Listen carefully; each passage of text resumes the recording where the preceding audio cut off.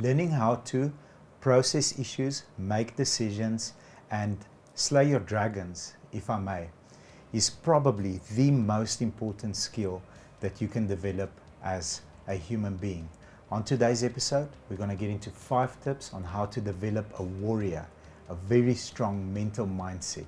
Next to me, as always, Anna Marie Meyer and Eddie Magane. Sure, thank you. Two of the biggest warriors I've ever met. Sure, thank you. I hope we leave you better than we find you. Let's get into this episode.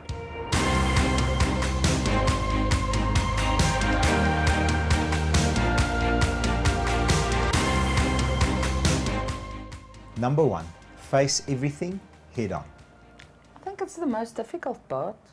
If something happens, tackle it now, don't leave it. That is normally the most difficult part. The moment you find yourself pushing something aside, then you know this is something that was supposed to be done half an hour ago already. Yep. Just do it. Because that thing that you move away is the thing that's going to come and bite you. Yeah. Absolutely. Everything happens for a reason. It does. Everything happens for us. For so long as you still believe things happen to you, now you need to change that mindset. Yes, So agreed. I listened to a very wise man the other day. He said, easier times make soft men and difficult times make very strong men. Yes. So yes, we all want to be in the moments where everything is well and good. However, there is investment time, and investment time is when it's difficult, when everything is going rough. You need to take a moment and say, this is investment time, this is happening for me. So I'm going to take as much as I can from this bad experience. What am I learning? What can I take with me? How will this grow me? How do I make sure that I don't find myself in this situation again? This is a very important time in our lives. When things are difficult, it's just the preparation stage, and we need to learn to embrace it. Beautiful. Yeah. Beautiful. Number 3, and I love the fact that it fell on me because it's releasing your emotions. And out of the 3 of us, I'm the most emotional one here. I'm very emotional. And over the years, I've realized that you have to process your emotion. I used to let the emotion run away, take control, and then burn the house down. Right. So the more controlled you become, the more powerful you become. So how do I do it? I know that if I can get a grip on the emotion, just for a minute, not longer, just for a minute, and I start processing it, and I start adding value to myself first by not exploding.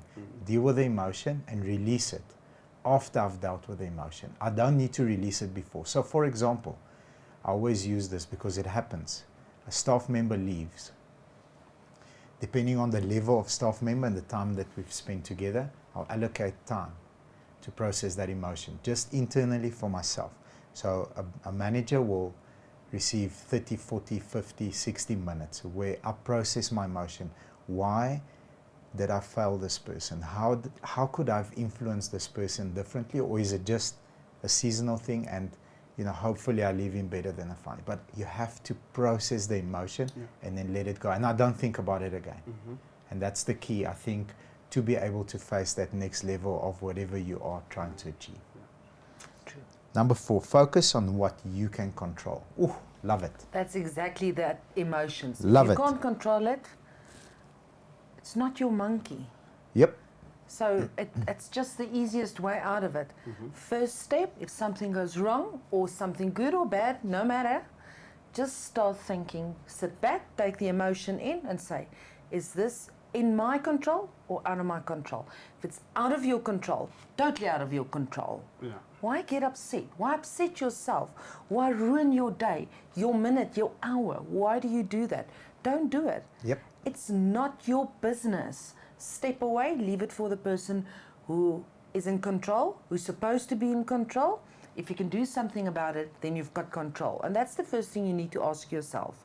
Can I do something about the situation? No, I can't. And you need to be honest. Honesty is very important in that. So let me one up that. And it's not my saying, it's something that I heard about a day or two ago. I want to control everything that I can control and have power and influence over. The rest I leave in God's hands. Yeah. True. because that's where it belongs. Yes. I think this is where we can almost end it, because if we leave everything in God's hands, we'll be fine. Yes, ma'am. Lastly, remember that life is short. Very short. And what I love about life is that there is no exit interview. No exit interview, yes. Yeah, so whatever time you have, at least the moment that you're breathing, that's just the time that's promised. So the best would be to focus on what serves you, to focus on the positive, and try to live the best life ever. Now, we tend to focus on what we can't control, like you just said earlier. And how does that affect us, our emotions? Does it serve Negatively. us? The very important question, will this still affect me in the next 2 days, in the next 5 years? No. So, is it necessary for me to focus on this? No. What serves me? What keeps me happy? What keeps me worthy whilst I'm still alive? Oh, that direction. That's exactly the direction I'm going. Beautiful. We can Yeah. almost run this backwards. Mhm. Live life to the fullest. Only worry about things that you can control. Leave the rest to God. Yeah. And then deal with the emotions. Loved the topic. Loved If you guys love the topic as well, the way that you say thank you to us, leaving us a comment, as well as the like button, and And please subscribe to our channel. Sure. Remember to ring the bell. thank you very much. Take care of yourself and everybody around you. Bye-bye.